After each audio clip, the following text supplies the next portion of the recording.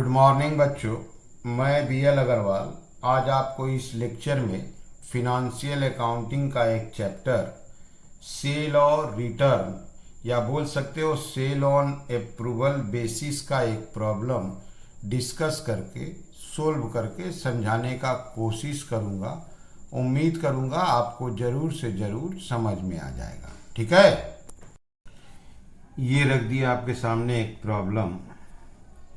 In 2018, a trader sent to his customers, यहाँ देखिए 200 articles, ये कॉस्ट प्राइस है लेकिन सेंड करेंगे सेलिंग प्राइस में ऑन सेल और रिटर्न बेसिस।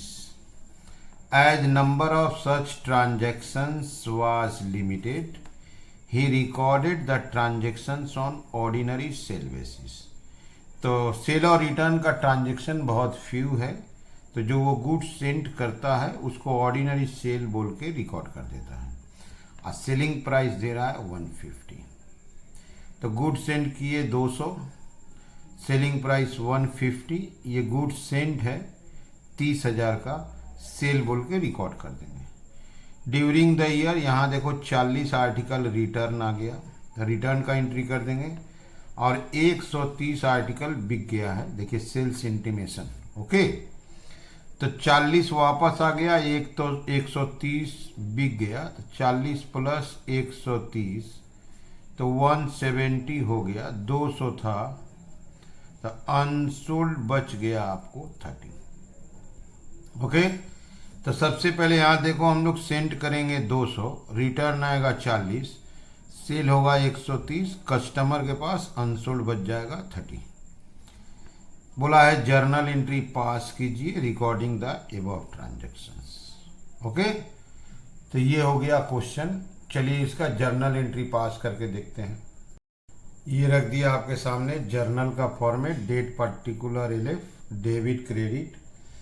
सबसे पहले हम लोग 200 आर्टिकल सेंड करेंगे और सेल बोल के रिकॉर्ड करना है। तो सेल का एंट्री होता आपका debtor account debit to sales account. 200 article 150 करके 30,000। Okay, good sent is taken as sale, इसलिए एंट्री कर दिए debtor to sale being goods sent to customer on sale on approval basis. Okay, 200 article send किए थे 150 करके। तो narration दे दिए being good sent on sale on approval basis. तो गुड सेंट को एक्चुअल सेल बोल के रिकॉर्ड कर दिए। उसमें से रिटर्न आ गया आपका 40, तो 40 रिजेक्टेड हो गया, रिटर्न हो गया, तो इसी एंट्री को रिवर्स कर देते हैं। Sales account debit to debtor account. 40 वापस आया है 6,000। Being goods return by customer, okay, previously sent on approval basis. 40 वापस आया 150। तो जो गुड्स हम लोग भेजे थे उसमें से 40 वापस आ गया 150 का रेट में, तो 6,000। ठीक है, एक बार क्वेश्चन देखिए। 200 आर्टिकल भेजे थे 150 करके, कॉस्ट प्राइस 100 है। यहाँ देखिए during the year customer return 40, 130 sale हो गया। तो 130 जो सेल हो गया उसका एंट्री नहीं करना होगा, यहाँ नोट बोल के लिख देते हैं। no entry is required for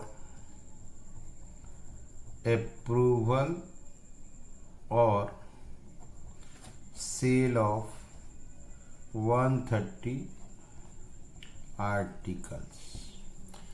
जो 130 आर्टिकल सेल हो गया, अप्रूव हो गया, उसका एंट्री का जरूरत नहीं है क्योंकि ये सेल का एंट्री पहले ही हम लोग पास आउट कर चुके हैं। अब 130 और 40 170 बच गया 30 को क्लोजिंग स्टॉक बनाना है। क्लोजिंग स्टॉक बनाने के पहले उसका सेल्स कैंसिल करेंगे। Sales account debit to debtor suspense लिखते हैं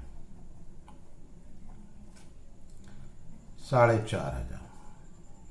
30 का 15 150 करके being cancellation of sale previously sent on approval basis। 30 article का सेल कैंसिल किए 150 कर, तो 30 आर्टिकल का 150 करके सेल कैंसिल किए, ठीक है। वो हो गया आपको 4,500। ईयर एंड में जो गुड्स कस्टमर के पास है अभी अप्रूव्ड नहीं हुआ है, उसका स्पेसिफाइड पीरियड एंड नहीं हुआ है, उसका सेल कैंसिल कर देंगे। अब उसको क्लोजिंग स्टॉक बना लेंगे। Stock with customer, stock with customer account debit to trading account. ये कॉस्ट प्राइस पे होगा, 100 रुपया कॉस्ट प्राइस था, 3,000। Being unsold stock with customer taken into stock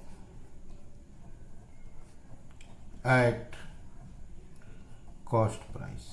okay, तो 30 था और कॉस्ट प्राइस 100 था, तो ये 3,000 हो गया। तो इसमें सबसे पहले आप देखो ध्यान से, जितना स्टॉक सेंट करेंगे उसको सेल बोल के रिकॉर्ड कर देंगे सेलिंग प्राइस पर। जो रिटर्न आएगा उसको रिवर्स कर देंगे। अगर कोई स्टॉक अप्रूव्ड हो जाता है, बिक जाता है, तो उसके लिए कोई एंट्री करने का जरूरत नहीं है। ओके, और जो बच गया ईयर एंड में, उसका 2 काम है, सेल कैंसिल करना है सेल प्राइस पर, स्टॉक क्लोजिंग स्टॉक बनाना है कॉस्ट प्राइस पर। ठीक है, एक बार आप फिर से समझ लो। यहाँ देखो 200 आर्टिकल सेंड किया था, कॉस्ट था 100, भेजा था 150 में, सेलिंग प्राइस 150, 40 रिटर्न आ गया, 130 बिक गया। तो 40 और 130 170, तो क्लोजिंग बच गया 10। ठीक है, समझ में आ रहा है? Okay, thank you, bye.